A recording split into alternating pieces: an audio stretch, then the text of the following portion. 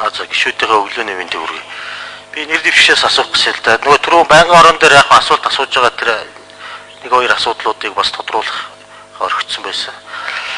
Зоригоо шүүгч яг 20 жилийн хугацаанд бол тасралтгүй ажиллаж байгаа. Одоо яг шилжилтийн цаг үеийн өндөрлөлт бэрхшээлтэй яг нөхцөлд ажилласан шүүгч байх. Одоо энэ сүүлийн 20 жилийн хугацаанд болсон бүхэл нийгмийн амьдралын нарийн төвөгтэй асуудлуудыг хэрэг шийдэж явсан хүн байна гэж ойлгож байгаа. Тэр утгаараа бол одоо энэ миний асууж байгаа асуултын өмнө хэлэхэд бол одоо ер нь бол энэ судлаачд хэлдэг. Шүүгч нар бол ер нь нэлээд тийм хоцрогддог. Яг л нормжсэн сэтгэлгээтэй байдаг, дандаа норм хэрэгэлдэг. Гэтэл төвөгтэй хэрэг төвөгтэй холбоотой маргаанууд амьдралын яг тэр хөгжлийн явцад бол янз янзын төвөгтэй харилцаанууд гарч ирдэг. Тэгээд тэр асуудлыг заавал тэр урд өмнө тогтож ирсэн тэр хүрээндээ шийдчих гэдэг хандлагатай байдаг гэж ингэж ярьдаг л да. Тэгэхээр энэ дээр ер нь бол 20 жилийн хугацаанд ажиллахад багсрах туршлага. Тэгэхдээ нөгөө талаас яг одоо энэ нийгмийн цаг үеийнхээ нөхцөл байдлыг мэдэрч олон түвний шахалт шаардлага шүүмжлэлийг бол мэдэрч явах хэрэгтэй юм шиг. Жишээ нь одоо бидний энэ сонгон шалруулж байгаа юм дээр нэг юм харагдахгүй. Олон түвний итгэлийг хүлээж чадж байгаа юу гэдгийг. Энэ одоо хэдийгээр зарим улсууд эсэргүүцдэг ч гэсэн энэ ойлголтыг бол ер нь гаргаж ирэх цаг болсон юм шиг.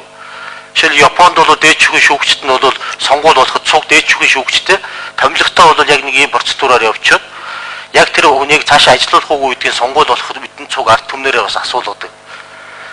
Жишээ нь энэ бол зөвхөн юу харуулж байна вэ гэхээр бидний би танд хэлэх гээд байгаа юм бол бидний хувьд хамгийн чухал юм бол одоо хэдийгээр хэрэг маргаан шийдэх нь зөв, зарим хүн гомдолтой саналтай үлддэг ч гэсэн ер нь шударга шүүгч гэсэн алдрыг одоо аль шатны шүүхийн шүүгчнэр хүлээж явах нь хамгийн гол шалгуур болчиход байна. Энэ шалгуур бол энэ сонгон шалгуулалтын явцад ерөөсөө байхгүй мэрэгжлийн шалгуур гэдэг бусад одоо асуудлыг хэлдэг.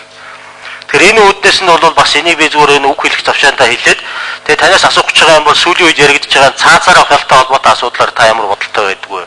Би бол цаазаар авахын асуудал дээр өнөөдөр бол цаг хугацаа нь бол болоогүй. 5-6 жилийн дараа цаазаар авахыг хална гэж шийдвэр бид гаргаж болно.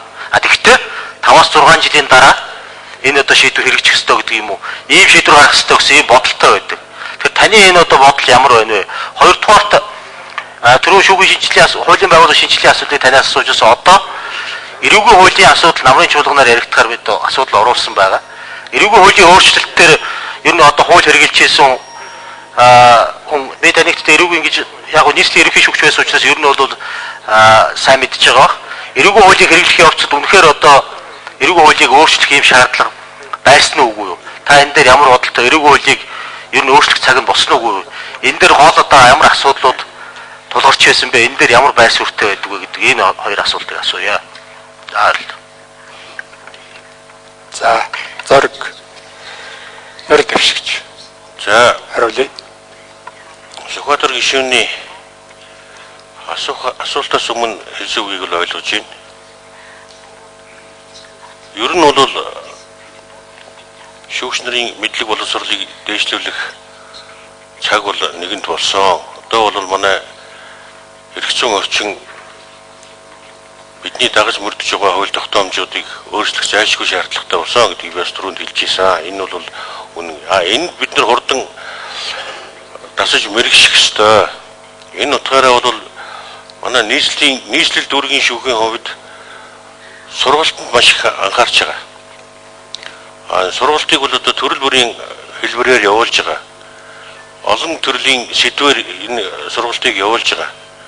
Энэ сургалтанд бол шүүгч нар бол зайлшгүй заавал суух ёстой гэсэн юм хатуу шаардлагыг бол тавьж ажиллаж байгаа. Ингэснээрээ бас шүүгч нарын одоо эрх зүйн мэдлэг одоо салбарын одоо жишээлбэл эрүүгийн хэрэг шийддэг шүүгч иргэний хууль тогтоомжуудыг бага мэддэг багш шийдэ. Энэ төр бол анхаарч ажиллаж байгаа. Энэ бол одоо зайлшгүй бидэнд тавьж байгаа шаардлага нэг муу юм аа. Эрүүгийн хуулийн хувьд бол мэдээж одоо өөрчлөлт орох шаардлагатай болсон. Урд өмнө гарч байгаагүй төрөл бүрийн хэрэг гардаг болсон. Тийм учраас энэ эрүүгийн хуулийг одоо энэ намрын чуулганаар ороход бол бид нар бол маш анхааралтай ажиглана. Энэ дээр санал онлоо манай нийслэл дүүргийн шүүгүүд бол өгсөн.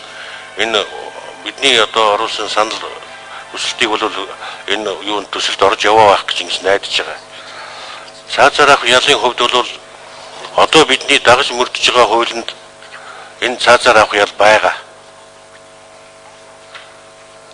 айхтар онц хэрэгцгийн хэрэгүүд бол одоо зөндөө гарч байна, нийгмийг зочроож байна, ард иргэдийн сэтгэлийг өмүүлж байна. Энэ хэрэгүүд бол зөндөө байгаа. А хэрвээ энэ хууль нь өөрчлөгдөөд цаазаар хуулийг халах юм бол бид хуулиа баримтж хуулийнхаа дагуу шийдвэр гаргах.